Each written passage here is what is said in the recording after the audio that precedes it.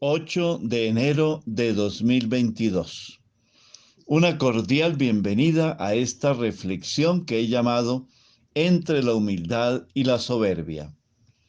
Una de las virtudes de Juan el Bautista era la humildad.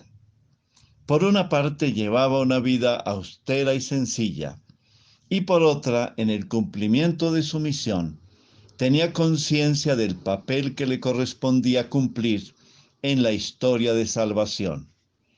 En alguna ocasión, según nos cuenta el evangelista Juan, capítulo 3, versículos 22 a 30, Jesús se dirigió con sus discípulos a la región de Judea, enseñaba a las gentes y las bautizaba.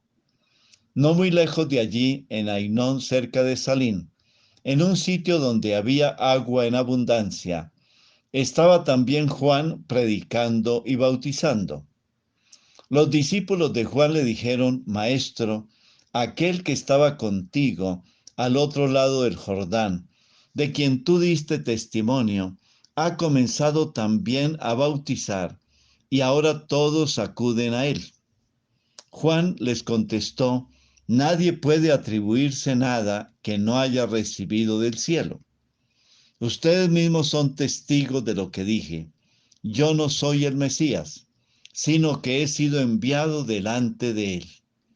La esposa pertenece al esposo, pero el amigo del esposo que está a su lado y lo escucha, se alegra al oír la voz del esposo.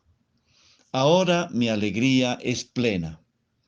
La respuesta de Juan Bautista es una expresión de su fe y una manifestación de su adhesión a Jesús.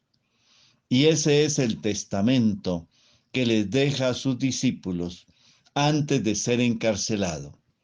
Les indica que deben seguir a Jesús y buscar su gloria, lo cual les dará una alegría plena. Y luego dijo una frase que retrata la humildad de Juan y la conciencia que tenía de su misión. Es necesario que él crezca y que yo disminuya. ¿Cómo entender la humildad? El filósofo español Miguel de Unamuno, en un ensayo que escribió titulado Sobre la soberbia, hablaba de un hombre que ya pocas personas trataban por su aparente soberbia. Un amigo le contaba: ya no lo puedo soportar. Tiene una soberbia que cansa. No acierto a comprender cómo se tiene en tan alto aprecio a sí mismo. El filósofo le dijo: estás equivocado. Ni es soberbio, ni se tiene en alto aprecio. Y le explicó cómo esa actitud altanera y engreída de este hombre era un mecanismo para defenderse de las personas que le tenían por tonto y majadero. En el fondo, el hombre se decía: tal vez a fuerza de dar yo a entender que soy un genio, llegue alguno a creérmelo. Es un poco lo que hace la serpiente, que cuando tiene miedo se alza, se hincha para hacerse más grande y voluminosa de lo que realmente es, a fin de asustar a sus contrincantes. Unamuno habla de una soberbia ociosa, la de aquellas personas que hablan de logros ficticios y hazañas increíbles, pero no colaboran en nada en la vida familiar o en la comunidad. También se refiere a quienes, so pretexto de los malos tiempos que vivimos, aun teniendo capacidades, no quieren intervenir en la vida pública y dejan que los corruptos se apropien de la dirigencia de los pueblos. Pero también habla de la falsa humildad. Se refiere a aquellas personas que fingen ser pobres y humildes. Hay personas que se muestran humildes, pero allá, en lo interior de su corazón, están llenas de soberbia y vanidad. El filósofo cita a San Ambrosio, quien dice: muchos tienen apariencia de humildad, pero no tienen la virtud de la humildad.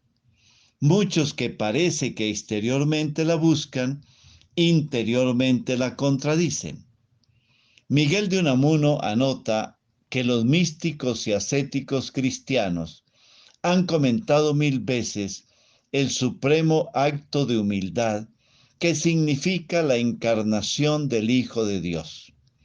Por eso San Pablo en la carta a los Filipenses, capítulo 2, versículos 6 a 11, nos invita a tener la misma actitud de Cristo Jesús, quien siendo de condición divina, no consideró apropiado permanecer igual a Dios, sino que se despojó de sí mismo, asumió la condición de servidor y se hizo semejante a los seres humanos. Pero su humildad y su entrega no quedaron allí, sino que fue capaz de dar hasta su propia vida en una muerte de cruz para redimirnos a todos. El filósofo destaca algo más cuando afirma que el acto supremo, en otras palabras, la lección más grande de humildad, se dio en el momento de la creación del universo, y más en concreto de los seres humanos. La creación del universo fue un acto totalmente voluntario de su creador. Luego, cuando crea a los seres humanos, hombres y mujeres, expone su obra a los juicios y las acciones de sus criaturas. Ese es el acto supremo de humildad. Una pregunta para compartir en familia: ¿cómo podrías ayudar a una persona que sufre de soberbia ociosa o de falsa humildad? Unámonos a esta oración a María, Reina de la humildad agradecida. María, Reina de la humildad agradecida, con un corazón limpio y amoroso, tú preparaste la venida de tu amado Hijo Jesús, el Emmanuel, el Dios con nosotros. Tú eres la zarza ardiente de la teofanía divina. Llena del Espíritu Santo, eres la madre del Verbo. En la humildad de tu carne lo das a conocer a los pobres y a todas las naciones. Con tus cánticos, María, ensalzas a los pobres, alejados de la idolatría de la riqueza y del poder, aquellos que han rechazado la tentación del orgullo y en la profunda humildad de su corazón están abiertos a la irrupción de la gracia salvadora. María, Reina de la humildad agradecida, ruega por nosotros. Amén. Bendiciones del Señor para cada uno de ustedes y sus familias.